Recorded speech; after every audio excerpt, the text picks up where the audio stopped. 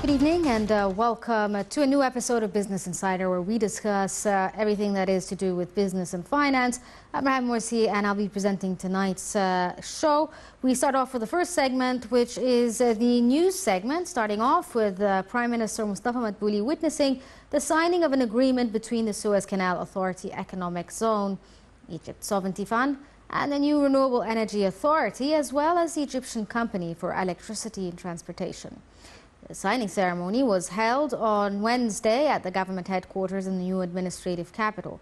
And during the ceremony, Madbouli asserted that the state continues effort to expand the green energy domain by producing green hydrogen and its derivatives. The agreement stipulates the implementation of a new project for green fuel production at investments of £3 billion for its first phase. The project aims at providing clean fuel for vessels and eliminating carbon emissions to reach a zero level.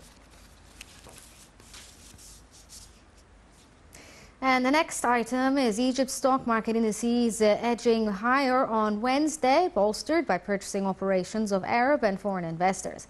The main EGX 30 added 0.84%. The small and medium-sized EGX 70 edged up 0.62%. While the more expanded EGX 100 added 0.82%. Overall transactions and dealings within the session had reached £43 billion.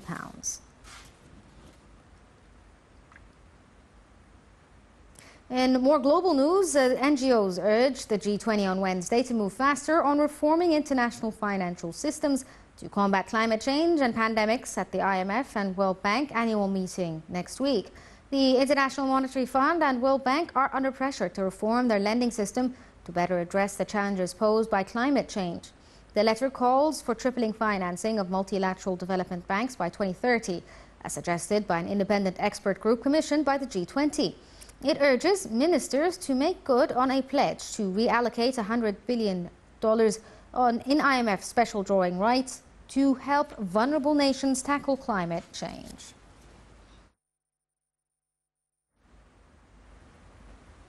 And this brings us to the end of the first segment. We're going to take a short break and then move on to the second.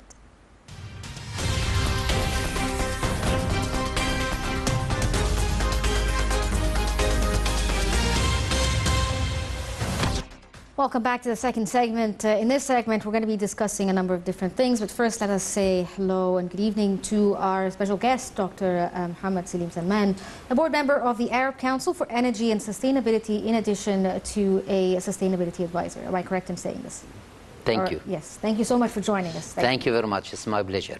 We're going to, before we start asking questions, we're going to take a look at a quick report on what is actually the topic, the main topic of today's episode, which discusses the foreign investors and how Egypt can start to attract foreign investment through governance and the many projects that have been put up. Let's take a look at the report. President Abdel Fattah el-Sisi has invited Egyptian and foreign investors to invest in a list of about 150 projects identified and prioritized by the state.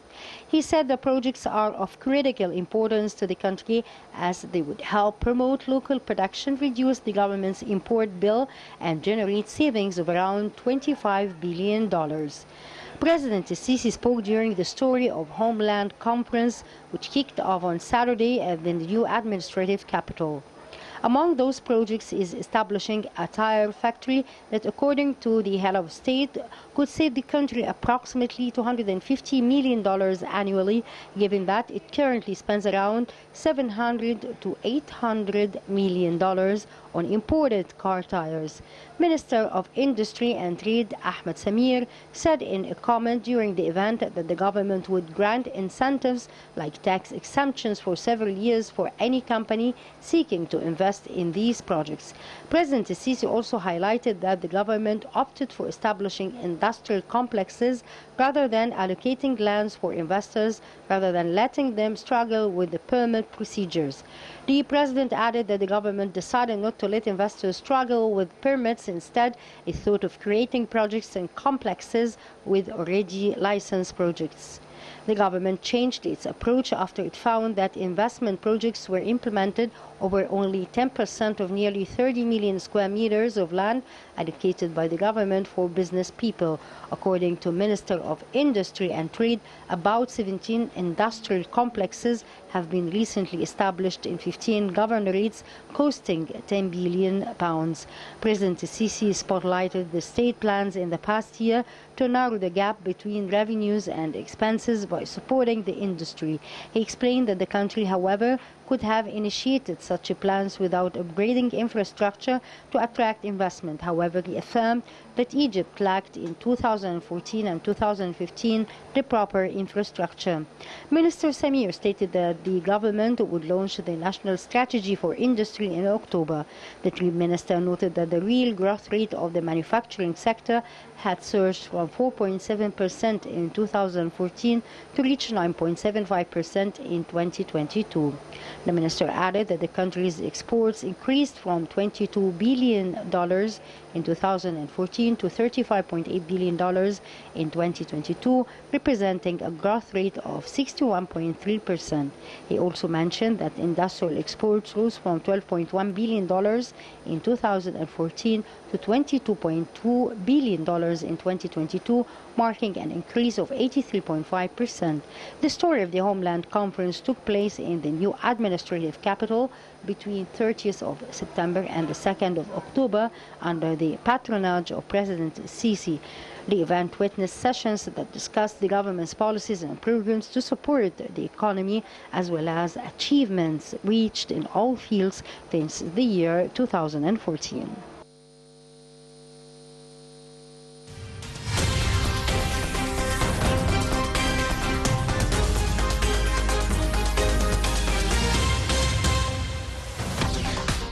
Welcome back. And again, thank you so much, Dr. Mohamed Salim Salman, a board member of the Arab Council for Energy and Sustainability. Thank you for joining us. Thank you very much. Thanks. Basically, this was talking about corporate governance and the idea of governance within entities and enterprises. Could you explain to someone who doesn't understand this, who's not technical, what does this actually mean? Yes.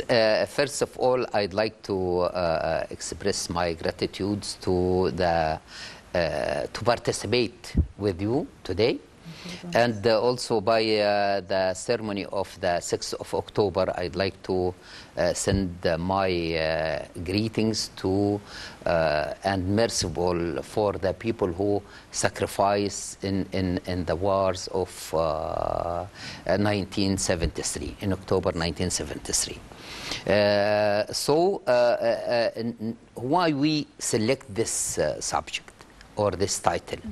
Really, in the day of nation story, I noticed that there are a lot of investment in our sector, especially in electricity and energy sector. And also still there is a lot of obstacles. And even Mr. President mentioned a lot of issues and say, and he has said that, please talk to the public. Let the people understand and to share with you and participate. If they understand, then the solution will be easier. Yes. What makes it easier? Corporate governance. We have some of them, of the corporate governance, to make our performance or our company's performance in good performance, but still not completed. So we are looking forward to have a complete corporate governance principle implemented in production and in distribution to make attracting more investors to buy and to share these sectors. Because also in the same time, you can see the tariff of electricity by that we have now. It's endless. Yes. Because a lot of costs will be there, a lot the service is still, and also losses. So many factors impact the tariff. Yes. If we implement the corporate governance principles, that will make the high performance of the management, and there is also the board members monitoring and controlling the management sectors, or the people who are running the company. So by this way we can collect a lot of benefits, not only for the company itself, but also for the customers that we serve. Yes, but could you somehow explain how to restructure? I mean, I still struggle to understand how corporate governance work. How do you restructure, for instance, an entity to make it more user-friendly, if that's the correct terminology? Really, there is a law for that also, and we have a financial regulatory authority issued the corporate governance code, Egyptian corporate governance code, with every minor issue is there. But the point here, is this obligatory to the companies? Yes. Or it is just to select or choose? Yes. It's, so we would like to make it more obligatory. Okay, if it is by and monitored by the Financial Regulatory Authority, FRA, then it will be better in performance and in management, because every cost in the structure of tariff, yes. Okay, this will who will pay? The customer will pay. Yes. But if we are going to the competition market or competitive market by liberalization of the electricity sector, and it is really just start now. There is some, even the law has been issued by the number 87 by 2015, but until now is not implemented, because we feel a fear by implementing this law. Yesterday before, there was a workshop with the consultant of how to implement the liberalization of the electricity market, and makes a certain module, P2P, private to private model or business model, and it is not for public, yes. to start all the public. I didn't say that we should start all the companies of electricity in one shot or in 1 year plan, but we have to accelerate, because every day we delay, still we lose a lot. Yes. And really, Mr. President mentioned that we collect money on front as a collecting of the cost of electricity in Egyptian pound. Yes. However, the company paid this money in euros or in dollar or hard currency. Yes. So this is cost a lot on the management of the company. If we have corporate governance, this will be easier process, and also closely monitoring, and also there is internal auditing and external auditing. So it makes some controls in the payments, and some controls in this how we finance our projects. Yes, but we also saw that I was reading a report about how the Prime Minister had signed or witnessed the signing of an agreement when it comes to green hydrogen. So it seems that there is movement towards generating investment opportunities when it comes to renewable or environmentally friendly energy sources. Yes, there is. We have certain contracts or agreements. It's first as MOUs, yes. First, maybe still not reached to certain PPA, for example. PPA has been signed for supply side, yes. For wind and solar, but for hydrogen as a customer or consumer, not yet in what cost. This model should be done from now. Yes. Why we make the EETC, Egyptian Electricity Transmission Company, make a PPA with the supplier, Yes. who wind and solar, okay? And who will be the off-taker? We don't know. We just know that the EETC will be the off-taker of the supplier. But we need the hydrogen companies also to make this signature or these contracts with a certain wheeling fees, and make the contracts between the private sector as a supplier and private sector as a demand or a consumer. So this will make it easy, because all the burden now on the EETC. Yes. And if we make a lot, the estimated or the promising capacity of wind at around 28 gigawatt. Yes. This huge number in electricity. And it will be built in a certain far from the consumer, and so you have to reinforce the transmission lines. Yes. So this will cost a lot. If we make such corporate governance from now and apply in the generation and distribution, so this and also transmission, so we can make more control, and there is a chairman can control this, and the executives or managing director will take these long-term strategies from the board members, then implement that, instead of now who is the board member, chairman of board member, is he is the same man of the COO, the managing director. So this should be separated. In the principles of the corporate corporate governance, this should be separated. But now it is in one gentleman. Yes. Okay, so this is also needs to implement it. And I really discussed with the Financial Regulatory Authority some questions regarding that. He said it is not obligatory to the companies. Yes.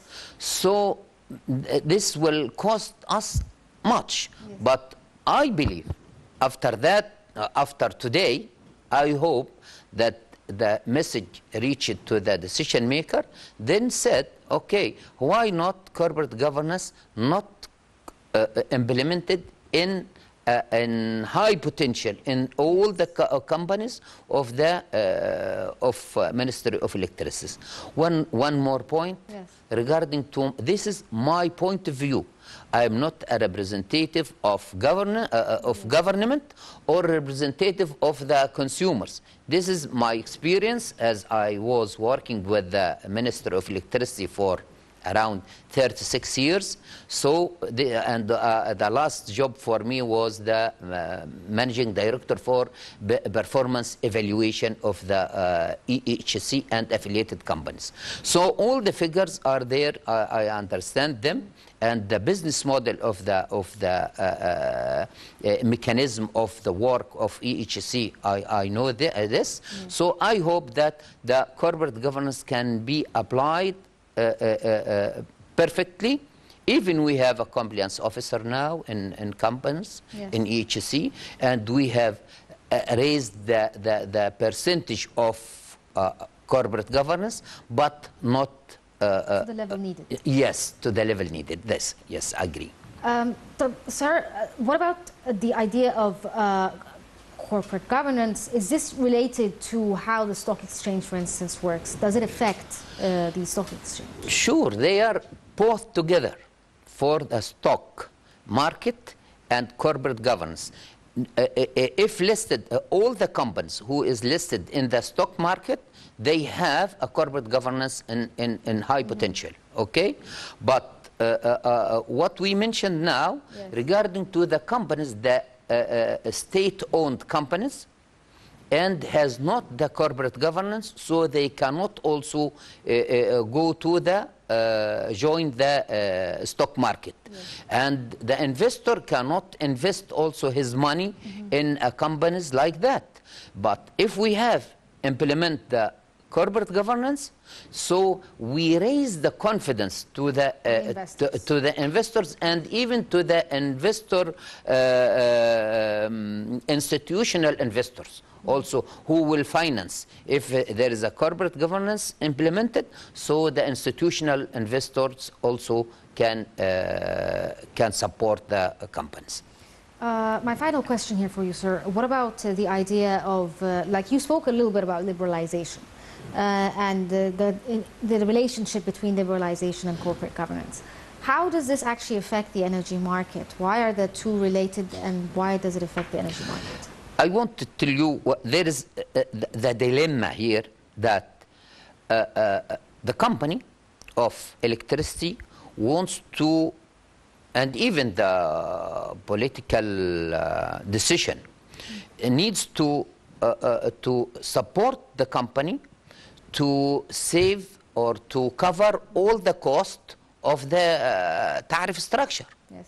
But in the same time, the customers cannot pay with the monopoly market by raising the tariff structure. Then how we can give a reasonable price of tariff and in the same time cover the cost of the electricity? Yes. This is the dilemma. This is here the point. Two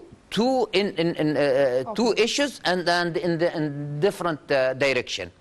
So if we implement and everyone understand that the company performance and high performance and the decisions have been taken in board members and also in benefit to the company, then this is the reasonable price we have to pay.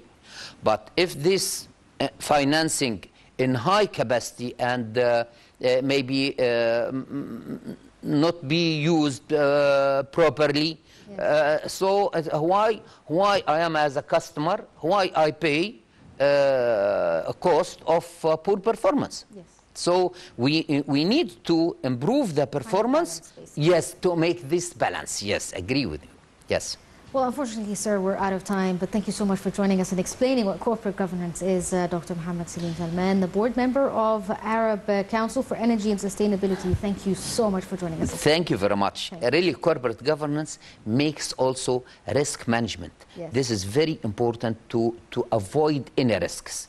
Yes. And what we have makes us or forced us to raise this matter, what have been discussed by the Mr. President regarding in the nation story, success story. Hopefully we can reach the best levels of corporate governance. Thank you so much for joining us. I appreciate it. Unfortunately, this brings us to the end of this edition of Business Insider, but thank you for watching and stay tuned for more here on Nile TV.